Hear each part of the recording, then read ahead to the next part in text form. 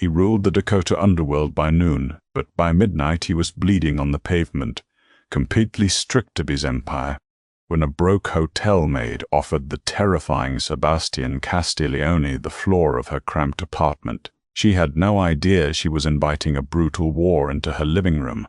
The rain in Dakota didn't fall. It felt like it was being thrown.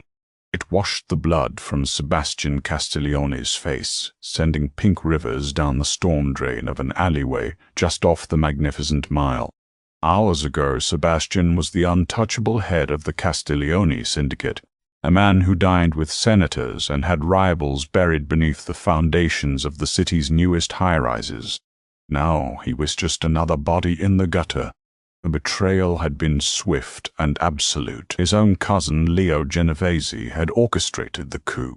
Leo had paid off Sebastian's personal security, frozen his offshore accounts through a corrupt banker named Arthur Wellington, and ambushed Sebastian in his own penthouse. They hadn't used gunshots in the Gold Coast neighborhood, asked too many questions. Instead, they had beaten him to within an inch of his life, dragged him down the freight elevator, and tossed him into the alley like garbage. Leo wanted Sebastian to suffer the indignity of dying as a nobody in the freezing mud. Sebastian's vision blurred, his ribs felt shattered, and his breathing was a ragged, wet sound. He tried to grip the wet brick of the alley wall to pull himself up, but his fingers slipped. He closed his eyes, preparing for the cold sleep. Hey, are you breathing?" The voice was soft, trembling, and entirely out of place in the dark. Sebastian forced his good eye open. A young woman stood over him. She was drenched, clutching a clear plastic bag that held a neatly folded gray uniform. Her name was Helena Higgins, and tonight was the worst night of her life, or so she had thought. Just 20 minutes ago, Helena had been unceremoniously fired from her housekeeping job at the Waldorf Astoria because a wealthy guest lost a diamond tennis bracelet and needed a scapegoat. Helena, who was 2 months behind on rent and drowning in her late mother's medical debt, had walked out into the storm with exactly $14 in her checking account. She had taken the alley as a shortcut to the bus stop when she tripped over the former king of Dakota. "Leave," Sebastian rasped, the word tasting like copper, "unless you want to end up in a body bag." Helena took a step back, her heart hammering against her ribs. She saw the bespoke Italian suit, ruined and soaked with blood. She saw the heavy gold signet ring on his finger, crushed and deformed from where a crowbar had smashed his hand. She should have run. Every survival instinct she possessed screamed at her to keep walking. But as she looked at him, shivering and broken, she saw a reflection of her own absolute rock bottom. "I can't leave you here, you'll freeze to death," Helena said, her voice finding a sudden, stubborn strength. She knelt beside him, the wet knees of her jeans soaking up the freezing puddle. She draped her thin, cheap windbreaker over his massive shoulders. "Can you stand? My car is just at the end of the block." Sebastian scoffed, coughing up a spatter of blood. "You don't know who I am. Right now, you're a guy bleeding to death next to a dumpster," Helena retorted, hooking her arms under his armpits. "And I'm a girl who just got fired. We're both having a terrible night. On 3. 1, 2, 3. With a guttural groan, Sebastian forced his legs to work. He was a large man, towering over Helena's petite frame, and he leaned heavily against her. Every step was agonizing. They hobbled out of the alley, the flashing neon sign of the closed diner illuminating their staggered progress. Helena's car was a rusted 1998 Toyota Corolla that rattled when she unlocked the passenger door. She practically shoved him inside, the smell of old upholstery and vanilla air freshener overwhelming his senses. Sebastian slumped against the window, his consciousness fading in and out. "Hospital?" Helena asked, sliding into the driver's seat and turning the ignition. The engine choked twice before sputtering to life. "No," Sebastian snapped, his hand shooting out to grip her wrist with terrifying strength. His eyes were wild, feral. "No hospitals. They own the police. They'll check the ERs." Helena swallowed hard, looking at the bruised, dangerous man sitting in her passenger seat. Okay, no hospitals. Where are we going? He asked, his grip finally loosening as exhaustion overtook him. You can stay with me, Helena said, her voice barely above a whisper. It's not much, but it's safe. Sebastian let his head fall back against the headrest, staring at the peeling fabric of the car's ceiling. The boss of the Castiglione family, a man whose net worth was estimated in the hundreds of millions just that morning, was now entirely at the mercy of a girl who drove a car held together by duct tape and prayers. He closed his eyes, and for the first time in his life, Sebastian Castiglione prayed to a god he didn't believe in that this girl wasn't walking him into a trap. Helena lived in a cramped fourth-floor walk-up in Humboldt Park. The radiator in the corner clanked violently, and the wallpaper in the hallway was peeling in long, sad strips. When they finally managed to get inside, Sebastian collapsed onto her thrift store sofa, gasping for air. The apartment was the size of his former walk-in closet. A small kitchenette was separated from the living area by a waist-high counter, and a single door led to a bedroom and bathroom. Despite the poverty, it was impeccably clean. Books were stacked neatly in corners, and a single thriving pothos plant sat on the windowsill. Helena didn't waste time. She disappeared into the bathroom and returned with a worn first aid kit, a bottle of cheap rubbing alcohol, and a stack of clean towels. Take the jacket off, she ordered. Sebastian gritted his teeth, peeling the ruined suit jacket from his shoulders. Underneath, his white dress shirt was glued to his skin with dried blood. Helena grabbed a pair of scissors from her kitchen drawer and carefully cut the shirt away. When she saw his torso, she gasped. Deep purple and black bruises painted his ribs, and a shallow but nasty laceration ran across his collarbone. This is going to sting, she warned. I've had worse, Sebastian lied. He watched her intently as she cleaned the wound. Her hands were gentle but efficient, calloused from years of hard labor. He studied her face, the dark circles under her eyes, the determined set of her jaw. Why are you doing this? Sebastian asked, his voice low and gravelly. I told you I was dangerous. Helena didn't look up as she applied a bandage. Because a few years ago my mum got really sick. We lost everything. We were sleeping in this very car right in the middle of winter. People walked past us every single day. Men in suits just like the one you were wearing. Nobody ever stopped. Nobody ever asked if we needed a blanket or a hot coffee. They just looked right through us. She finally met his gaze, her hazel eyes fierce. I promised myself I would never be the kind of person who looks right through someone in the dark. Sebastian felt a strange, unfamiliar tightening in his chest. He was accustomed to loyalty bought with money, fear, or blood oaths. He had never encountered pure, unadulterated kindness. It was disorienting. I'm Sebastian, he said finally. Helena, she replied, taping the last piece of gauze. Try to get some sleep, Sebastian. You're safe here. For the next 3 days, Sebastian didn't leave the apartment. He spent the time healing and plotting. He commandeered Helena's old laptop using public Wi-Fi networks to bypass the secure encryptions of his former empire. He learned the extent of Leo's takeover. His loyalists were either dead or had flipped. His accounts were gone. The entire city believed Sebastian had fled the country in disgrace. Helena, meanwhile, was falling apart. She was pounding the pavement every day looking for a new job, returning to the apartment exhausted and defeated. Sebastian watched her quietly. He saw her skipping meals so there would be enough food for him. He saw her crying silently over a stack of bills at the kitchen counter late at night. On the 4th afternoon, the delicate peace of the apartment was shattered. A heavy, aggressive pounding shook the front door. Helena, who was at the stove boiling cheap pasta, jumped. Her face went pale. Open up, Helena. I know you're in there, a harsh voice yelled from the hallway. Sebastian, who was sitting on the sofa reviewing a ledger on the laptop, instantly went rigid. He slipped his hand to his waist, cursing silently when he remembered he didn't have his sidearm. He stood up, motioning for Helena to step back into the kitchen. "Who is that?" Sebastian mouthed. "It's Hector," Helena whispered, tears springing to her eyes. He owns the building, and he runs loans for some bad people. My mom borrowed money for her treatments before she died. I can't pay him this month. Open the damn door or I'm taking it off the hinges." Hector bellowed. Sebastian stepped in front of Helena. He didn't look like a bleeding man in an alley anymore, though he was wearing a pair of Helena's oversized sweatpants and a plain white t-shirt.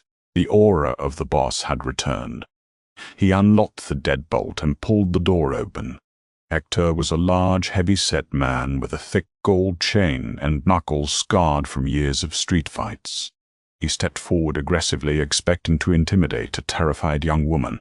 Instead, he found himself chest to chest with Sebastian Castiglione. "Who the hell are you?" Hector sneered, looking Sebastian up and down.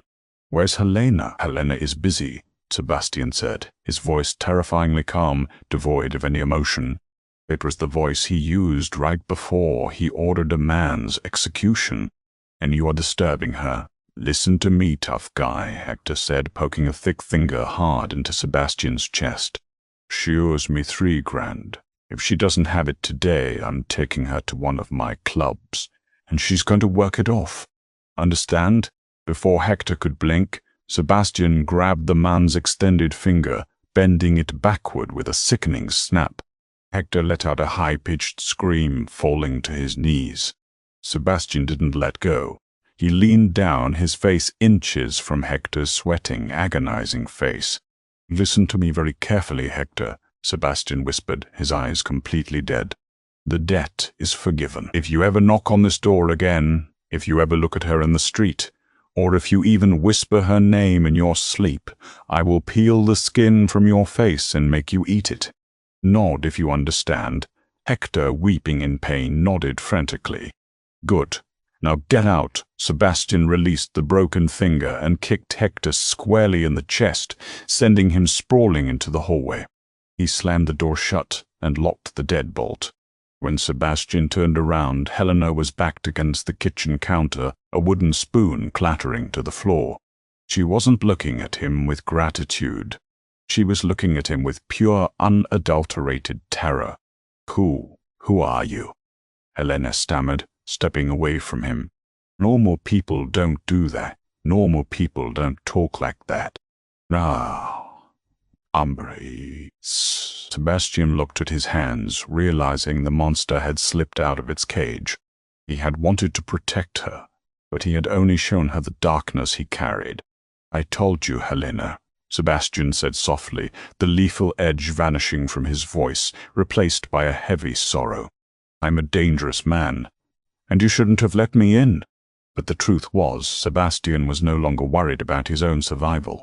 As he looked at Helena, terrified but standing her ground, he realized the rules of the game had changed.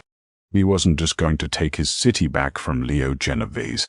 He was going to burn the city to the ground to protect the woman who had saved his life. The silence in the cramped apartment was deafening, broken only by the violent rattling of the radiator. Helena stood frozen against the kitchen counter, her knuckles white as she gripped the edge of the formica.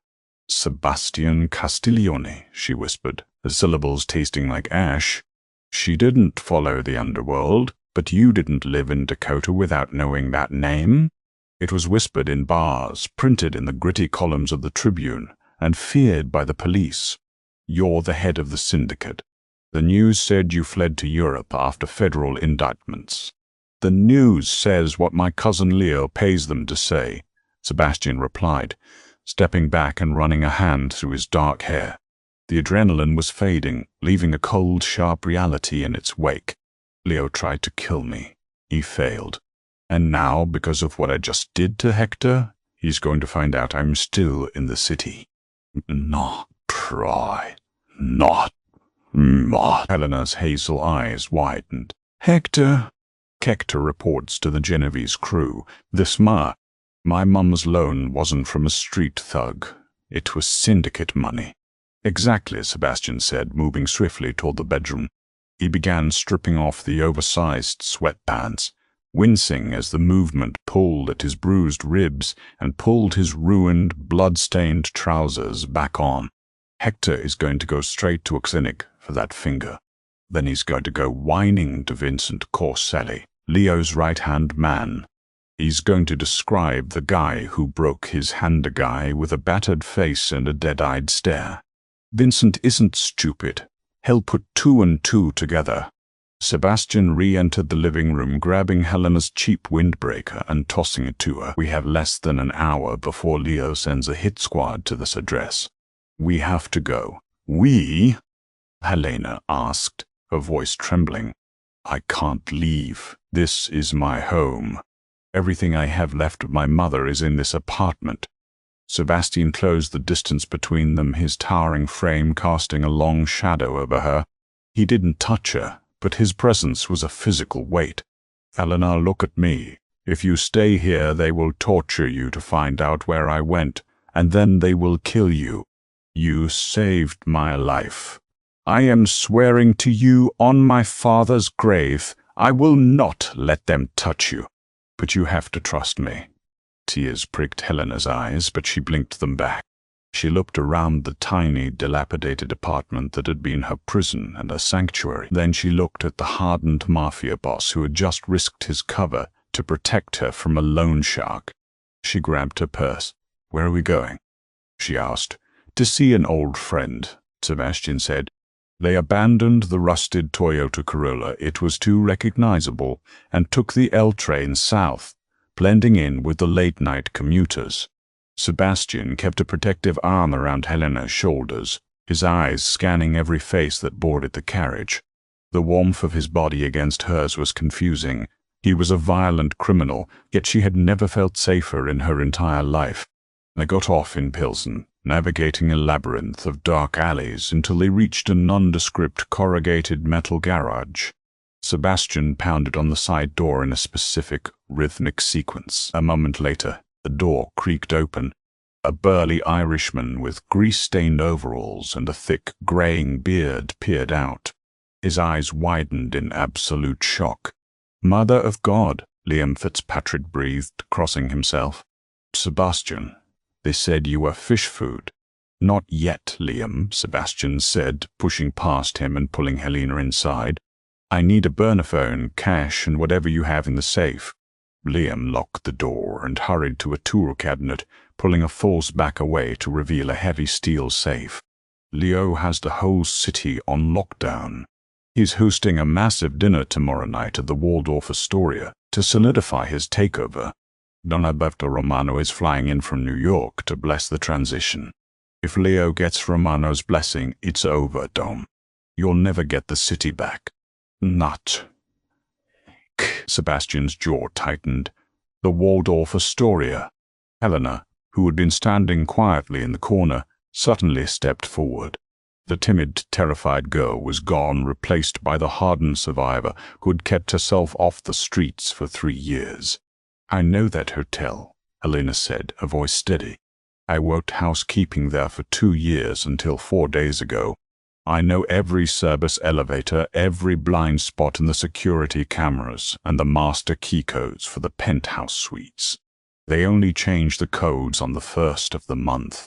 Tomorrow is the 28th. Both men turned to stare at her. Sebastian's eyes sparked with a dangerous, calculating light.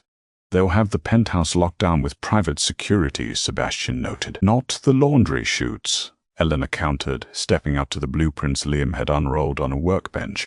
She pointed a slender finger at the schematics. "The chute from the 50th floor penthouse drops directly into the sub-level utility room. A grown man can't fit in it, but I can. I can drop down, bypass the biometric locks from the inside, and open the freight doors for you." Sebastian grabbed her shoulders, his grip firm. "Absolutely not. It's too dangerous. These men are killers, Helena." "And what are you?" she challenged, tilting her chin up to meet his gaze. "I'm already marked for death just by standing next to you. If you want your life back, and if I ever want to stop running, we cut the head off the snake. Tomorrow night." Sebastian stared down at her, completely captivated. He had spent his life surrounded by women who wanted his money, or men who wanted his power. He had never met someone who looked at the abyss and decided to build a bridge across it. "Okay," Sebastian murmured, his voice thick with an emotion he couldn't name. "Tomorrow we take the Waldorf." The Waldorf Astoria was a fortress of glass, steel, and opulence. Outside, a miserable Dakota sleet battered the revolving doors, but inside the grand ballroom it was a world of warmth, jazz, and $100 cigars.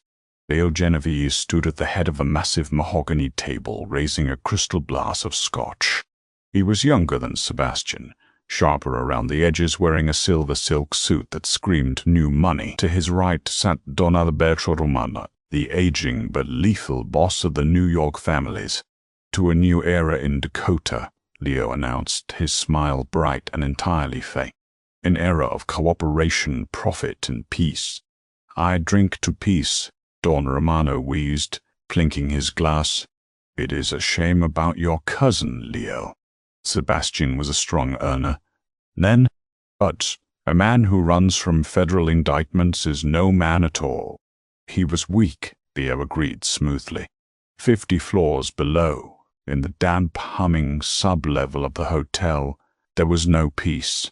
Helena slipped out of her damp coat. She was dressed in her old grey housekeeping uniform, a ghost haunting the very halls that had discarded her. Sebastian stood beside her, dressed in a pitch-black tactical suit Liam had provided, a suppressed Heckler & Koch USP strapped to his thigh, and a combat knife sheathed at his belt. "Are you sure about this?" Sebastian asked, his voice a low rumble over the sound of the boiler machinery.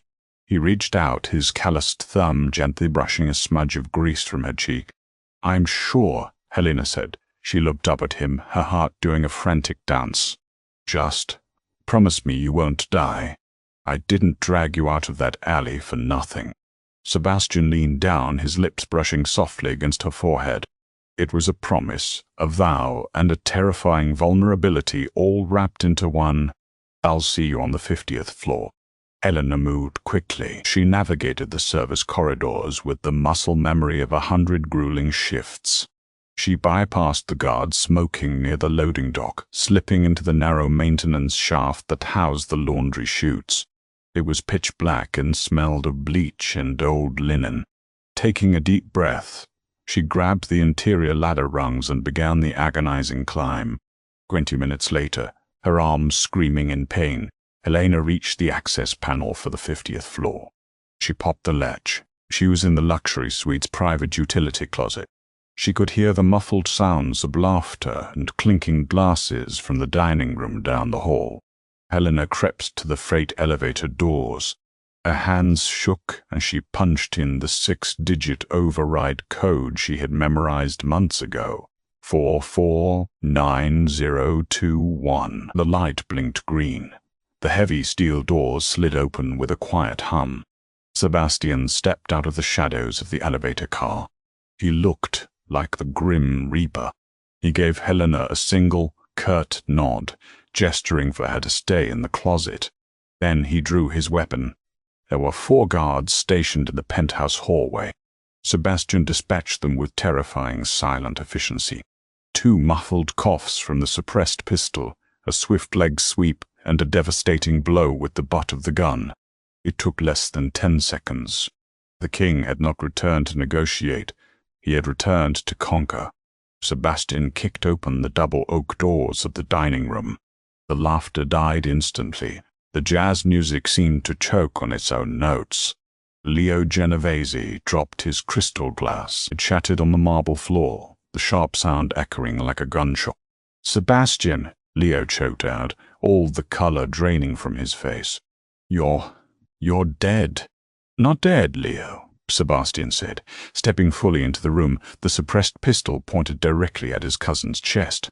"Just resting." Don Romano's security detail reached for their jackets, but the old Don held up a wrinkled hand, stopping them.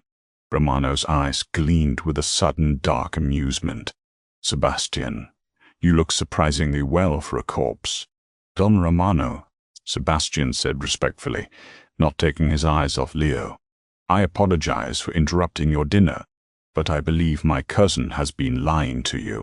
I didn't run from the feds. Leo bought off my security, beat me, and left me for dead in an alley so he could steal my chair. Lies, Leo shrieked, backing away toward the floor-to-ceiling windows overlooking the Dakota skyline. He's crazy. Shoot him. Someone shoot him. No one moved. The syndicate respected power, and the aura rolling off Sebastian Castiglione right now was suffocating. Is this true, Leo? Don Romano asked softly. Did you break the omerta? Did you shed family blood to steal a throne? He was weak, Leo yelled, realizing his men weren't stepping up. He pulled a small revolver from his waistband, pointing it wildly at Sebastian. I made us richer. I made us untouchable. Sebastian didn't even flinch. You made us cowards. Before Leo could pull the trigger, Helena, who had crept out of the closet and into the shadows of the room, grabbed a heavy silver champagne bucket from a side table and smashed it into the back of Leo's knees. Leo buckled with a scream, his shot going wild and shattering a chandelier. Sebastian closed the distance in a fraction of a second. He kicked the gun from Leo's hand and grabbed his cousin by the throat, hoisting him up against the reinforced glass of the window. Dakota sprawled below them, a glittering grid of lights.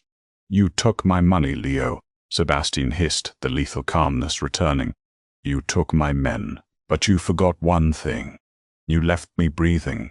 Sebastian didn't shoot him. He didn't have to. He threw Leo to the floor at Don Romano's feet. The Genovese line is finished in Dakota, Sebastian declared, looking around the room at the capos and underbosses who had betrayed him. You all have 1 hour to decide if you work for me or if you want to join Leo in whatever shallow grave Don Romano sees fit to put him in. Don Romano looked down at the whimpering Leo, then up at Sebastian. The old man smiled, showing gold-capped teeth. Welcome back to the land of the living, Sebastian. The seat is yours. 2 days later, the storm had finally passed over Dakota. Sebastian stood in the center of a sprawling, sunlit penthouse overlooking Lake Michigan. He wore a crisp, bespoke suit, the bruises on his face fading to a dull yellow.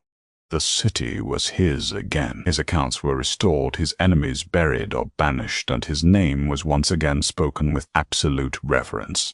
The private elevator pinged. Helena stepped out. She wasn't wearing cheap jeans or a gray housekeeper uniform. She wore a stunning emerald green dress that Sebastian had sent to her, the silk clinging to her curves, her hair swept up elegantly. She looked nervous, stepping onto the Persian rug as if she didn't belong. Sebastian walked over to her, his hard eyes softening completely. He took her hands, marveling at the contrast between her calloused fingers and his smooth palms. The manager at the Waldorf called me, Helena said, a hesitant smile playing on her lips. He offered me my job back, said there had been a terrible misunderstanding about the bracelet. I bought the Waldorf Astoria this morning, Sebastian said smoothly. So, technically, you'd be working for me, but I have a much better position in mind. Helena laughed, a bright, beautiful sound that chased the last of the shadows from the room. Oh, really? And what position is that? Sebastian pulled her gently against his chest, wrapping his arms around her waist. He looked down at the woman who had pulled a broken, bleeding monster out of the gutter and treated him like a human being. The Queen, Sebastian whispered just before he brought his lips down to hers. He had lost his empire in the rain, but in the sanctuary of poverty he had found something worth infinitely more. He had found his equal, and Dakota would never be the same, and that's how a broke Maid became the undisputed queen of the Dakota underworld. Who knew a single act of kindness in a dark alley could completely rewrite Mafia history? If Helena and Sebastian's epic story of betrayal, ruthless revenge, and unexpected love kept you on the edge of your seat, smash that like button. Don't forget to share this video with your friends and subscribe for more thrilling stories.